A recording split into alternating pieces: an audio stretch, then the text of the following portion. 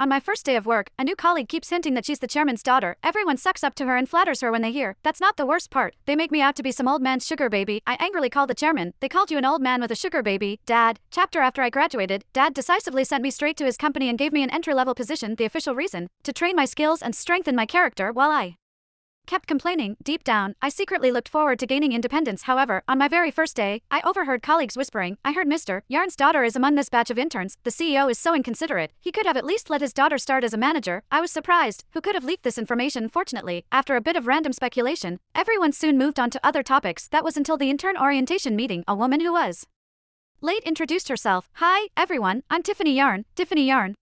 Are you the CEO's daughter? The person beside her gasped, covering their mouth. The entire meeting room burst into excitement. After all, Tiffany was dressed head to toe in designer brands, even sporting Cartier's latest Ballon Blue watch. She had the unmistakable look of a wealthy heiress. Tiffany lowered her head with a small smile and replied evasively, my father has always taught me to be humble. My joining the company is really just to fulfill his wish. You can just tell she was born with a silver spoon. That demeanor is unmatched. Tiffany, don't forget as colleagues when your internship ends. I was so shocked that I couldn't find the words to speak. Weren't I supposed to be my dad's only daughter? Since when did he have another one? That said, the misunderstanding was understandable. I had taken my mom's last name, Thornton, while Tiffany was the only intern in our batch with the last name Yarn. Naturally, she became the center of everyone's admiration. I watched her beam under the attention but chose not to expose her, at least not yet. The room only began to settle down when Gareth Jackson, the department manager, walked in. However, I couldn't help but notice that Gareth's attitude toward Tiffany was markedly different from how he treated everyone else. To top it off, he outright appointed her as the leader of the intern group, assigning her the responsibility of communicating the company's arrangements to us. I couldn't stand this blatant favoritism, so I stood up and suggested, I think it'd be fairer to let everyone vote on this. We don't have time for votes, Gareth replied. Tiffany's resume is the most impressive among you. It's only fitting that she takes the lead. His words were so absurd that they nearly made me laugh. Just last night, Dad told me, among this batch of interns, your resume stands out the most. I believe you'll shine brightly, faced with the manager's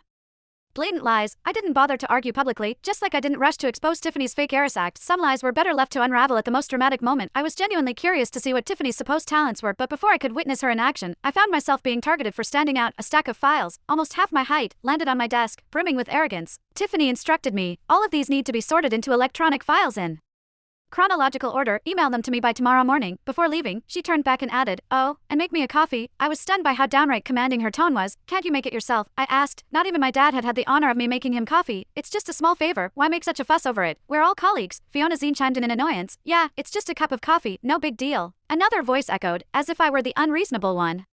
I shoved the mug into Fiona's palms. Well, since it's no big deal, you can do it. She should serve Tiffany since she was so eager to do so. Fiona's face immediately darkened. Yvonne, what's your problem? Are you trying to stir up trouble on your first day? I'm at fault. Tiffany stepped in before I could respond. I shouldn't have asked Yvonne to grab a coffee for me. Please don't let this affect our harmony, she pleaded, acting like the